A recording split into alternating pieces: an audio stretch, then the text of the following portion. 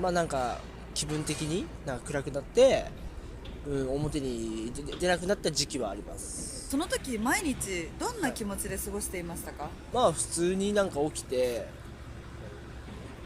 ゲームしたりして、でまあ寝たり、ずっと何も特に考えてなかったですね。ネットを使ってオンラインゲームをしてましたね。ゲーム自体はもう飽きるんですね。In the previous video, I talked about the things that I learned while being a hikikomori, and I still am a hikikomori, but I thought why not make a video about the disadvantages and bad things about being a hermit or while being in isolation. So the first thing is addiction. There are reasons why people like me tend to stay away from the crowd, and those reasons should is the subject of some other video that I'll make in the future. But it's enough to say that those reasons tend to be like a burden on our shoulders. So either you as a hikikomori try to face those problems, those sense of guilt in not being independent, and that sense of shame for getting left behind, and also feeling that sense of cowardice that you're not able to face your problems. So all those combines, either you face them or either you run away from them.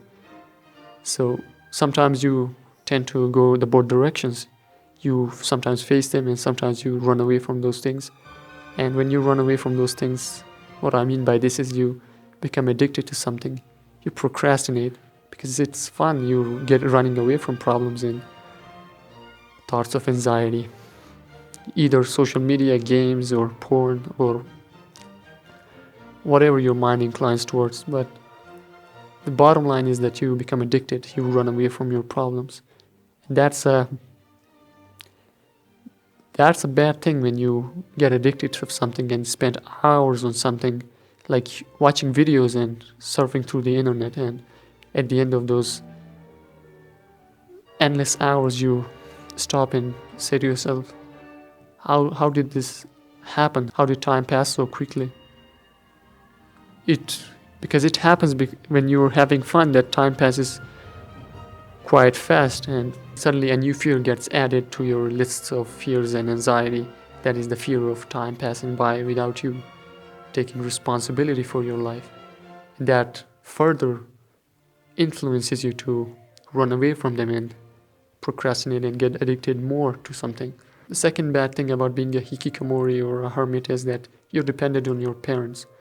When you grow up, you shift from your dependent phase from teenagehood to adulthood, where you learn to face problems, where you learn to be self-sufficient and learn to face your problems without the aid of your parents. And that's a phase where most adults grow up, where most adults get accustomed to the lives of most adults, which is doing adult shit.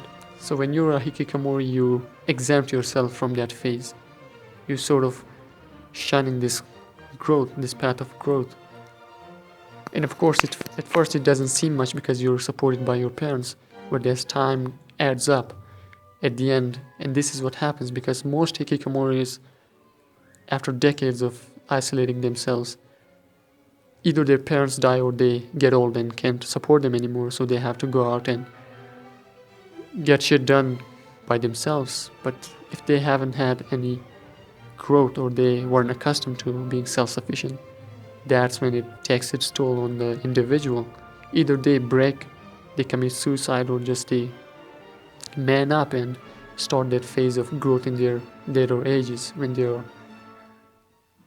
when other people are starting their families, they are just building up that foundation. And I don't think it's bad.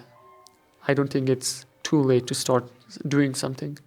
But if it's much better if you start that phase of growth and learning to get accustomed to the adult life early on when you're, say, 20. The third thing is loneliness. At first, it doesn't seem to make any or much difference, but time is a really peculiar thing.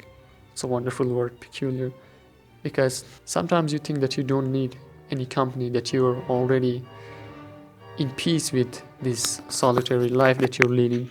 But most of the times you feel that sense of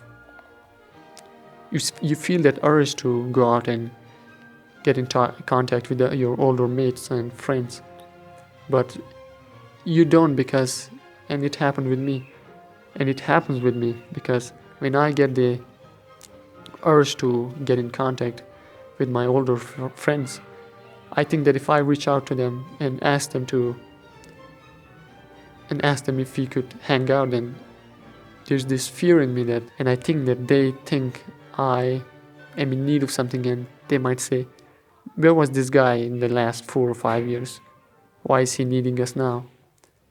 I don't think most of them feel that way, but that's a fear that's get embedded in your mind when you get out of touch with your friends for a couple of years. こっちからも連絡しにくいわね。今更助けてくれと言うのもはばかられる。Those are the bad things about being a hikikomori. If you have any other disadvantages and caveats to being a hikikomori, then you can comment down below, because I think I've left out a whole plethora of points that I needed to make in this video. So yeah, comment down below, and also subscribe, because it would help me a lot, encourage me to make more videos. And thank you for the, I think, 50 subscribers, more or less 50. I appreciate your support.